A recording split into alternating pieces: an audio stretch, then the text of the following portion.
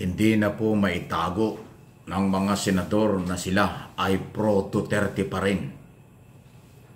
Nakakalungkot nga lang yung ibang kandidato dyan na gusto muling maging senador ay kandidato pa ng administrasyon. Hindi na ba kailangan, hindi ba kaya o hindi ba dapat nagpapalit ng kandidato si Pangulong Marcos? Kasi yung mga senador na nandyan, na kandidato niya ay talaga namang iba-ibang galaw tulad ni Tolentino, mga Cayetano, Villar, Lapid, halatang halata mo yung mga galaw eh. Lalo na yung Villar, tumututol pa doon sa condo building na programa ng gobyerno. Yung pabahay ng gobyerno na parang ayaw niya na yung mga middle class ay magkaroon ng condo unit. Dapat daw ang pabahay ng gobyerno ay para sa mahihirap lang. Alam niyo kung bakit gano'n ang style ng mga Villar? Kasi tatamaan yung kailang negosyo. Dahil yung pong mga middle class, ang kanilang mga client na makakuha ng condo unit sa kanilang mga building, sa kanilang mga condo project. At yung mga mahihirap na mga talagang walang pera, kakunti ang pera, hindi makaka-avail ng mga condo unit ng pribadong sektor. Kaya hindi yun kailangan ng mga Villar. Ang gusto nila ay yung mga may kaya, may hanap buhay na makakabayad ng kailang kondo. Ayun ho yung target ng gobyerno ngayon. Hindi lang para sa mahirap, pati doon sa mga may kaya na may trabaho, pero walang sariling bahay, mga middle class, may trabaho pero kulang ang pera para pabahay, bibigyan din. Isasama rin sa condo building, condo unit, housing program ng pamahalaan. Abay, ayaw ng mga Villar. Kita nyo yan. Sampu lang yan. Si Tolentino, ay ba naniniwalang yan ay maka-Duterte? Cabinet Secretary yan ni Duterte, maniwala ba kayong yan ay maka-Marcos? Yan ay Cabinet Secretary ni Duterte. O, di ba? Eh, yung mga Cayetano, di ba yan ang matinding bumabanat sa mga Marcos ng araw? Eh, pero ngayon, kasama ng gobyerno, dahil kandidato si Pia Cayetano, kapatid ni Alan Cayetano, iniwan nila ang mga Duterte. Kaya nga sinabi ni Vice President Sara Duterte na humarap sa hearing yan nung inaalok ni Alan Cayetano kung kumain na ba, sagot niya okay lang, hindi naman ako plastic. Di ba? Ang layo ng sagot. Pero bakit sinabihan plastic? Eh kasi yung mga Cayetano, dating Duterte. Ngayon, maka-Marcos na. Dito Lapid, dati rin Duterte yan. Eh ngayon, Marcos na.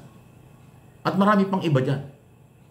So inuulit ko, yung Revilla, yung Cayetano, Villar, Lapid, Tolentino, ayan po yung mga pamilyang nakakabit ngayon sa mga kandidato ni Pangulong Marcos, di ba? Eh, maliban pa dyan, alam naman natin, nandiyan si Bongo, Bato de la Rosa, tsaka itong si Robin Padilla, talagang Duterte yan. Kaya nga nung isang araw, naging topic ko na Pag may nag-file ng impeachment sa Congress, tagilid pagdating sa Senado. Kasi ang tingin ko, majority pa rin ng mga senador pro-Duterte. One-third, at least 18 senador ang kailangan naboboto na pabor sa impeachment kung aabot sa kanila bilang senador judge kung magkakaroon ng impeachment against Vice President Sara Duterte. Pero majority nga sa kanila pro Duterte, paano makakalusot? Kaya malabo. At ngayon, mag-i-eleksyon, kitang-kita mo silang dumidikit sa gobyerno, pero ang kanilang galaw sa Senado tungkol sa budget ni Inday Sara, Office of the Vice President, tungkol sa mga housing project, tungkol sa mga pinag-uusapan dyan, di ba? Maging si Jingo Estrada at saka si JP Ejercito. Ano ba ang dating nila? Nakita nyo? Pinapangalanan ko na, pero yan po yung kaduda-duda. At lahat naman tayo entitled na aralin sila dahil sila ay ating pinapasweldo. Sila ay senador dapat ng mamamayang Pilipino. Hindi senador lang ng isang partido o ng isang angkan o isang city o rehiyon. Sila ay senador ng Republika ng Pilipinas. Kaya yung mga nabanggit kong pangalan, aralin nyo, bantayan nyo. Ang eleksyon naman ay hindi lang sa Mayo. May eleksyon din sa 2028. After 3 years. Ganun kadali. Every 3 years, naghahalal tayo ng senador. Di ba? So, aralin natin kung sino sa kanila ang karapat dapat manatili dyan o atin tanggalin at palitan ng merong pwede nating pagkatiwalaan o kapanipaniwala. Pero sa ngayon, pasintabi na po sa mga followers nila, sa aking opinion, analysis, nakakaduda itong mga taong ito. Kung talaga bang sila ay merong loyalty kay Pangulong Marcos, sila ba'y talagang susuporta kay Pangulong Marcos o dumidikit lang kay Pangulong Marcos para sa nalalapit na eleksyon, para sila may ipanalo, para sila ay lumakas. Kasi ho, pag kandidato ng administrasyon, ang laki ng advantage niyan sa publicity at galawan, manpower at marami pang iba. Kasi presidente ang makakampanya. Mga 20% lamang sila compare sa iba. Pero after election, tandaan yung sinasabi ko. Mapapanghawakan ba natin kung sakaling sila may ipanalo ni Pangulong Marcos itong mga pangalang aking nabanggit na sila'y mananatili? O after election, after nilang pakinabangan ng gobyernong ito at ang mga Marcos supporters at loyalists, mag-iiba na sila. Maninindigan silang pro-Duterte, pro-Sara. Diba? Iyan ang ating iingatan. Kailangan ang mananalong mga senador, ang ating pipiliin ay yung may paninindigan na hanggang sa huli, hanggang sa matapos ang term ng Pangulong Marcos hanggang 2028, kakampi sila, tutulong sila sa mga programa ng gobyerno. Hindi yung malapit lang sila ngayong mag-i-eleksyon at during eleksyon. After election, iiwanan na nila dahil napakinabangan na nila. Ayan po ang paulit-ulit na nangyayari. Kaya hindi na kayo mahirapan. Pinangalanan ko na po ang dapat ninyong bantayan. At ang aking po mga channel, especially itong Mike Abby Opinions, isama na natin siguro yung MA Pinoy TV. Paki-like po ninyo, paki-share po ninyo ang ating mga topic dito. Wala hong personalan dito, issue lang. Aking pong opinion, yung aking pinagbabasihan sa nakikita kong galaw nila.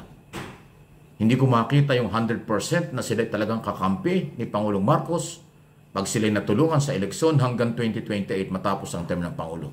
Ang aking pagdududa at ang aking tingin, maggagamitan lang. Gagamitin lang nila ang Malacanang, gagamitin lang nila ang Pangulo. Pagkatapos niyan, iiwanan na. Ngayon pa lang ulitin ko, sa mga budget deliberation, mga programa ng gobyerno, at budget na nilaan ng Executive Department, puro sila kontra Puro kontra. Hindi mo alam kung anong gustong palabasin. Personal, dahil tatamaan ng kailang negosyo, o personal din, gusto lang nilang manatili. Marami nga senador, ayaw sumakay sa mga controversial na issue.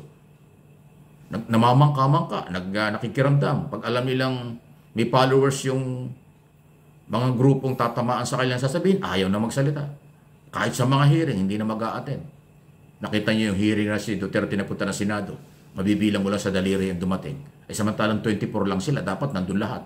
Pero ang dumating, 4, 5 yata yun. Kakampi pa ng resource person ang dumating. Iisa yung senador na nanindigan. Nakita niyo, ganyan kababaw na.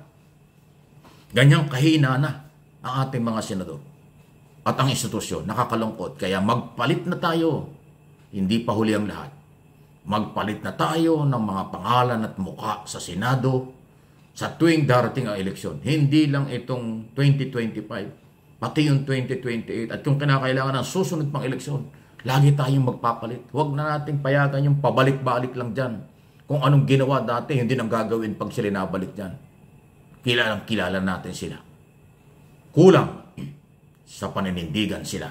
Please like,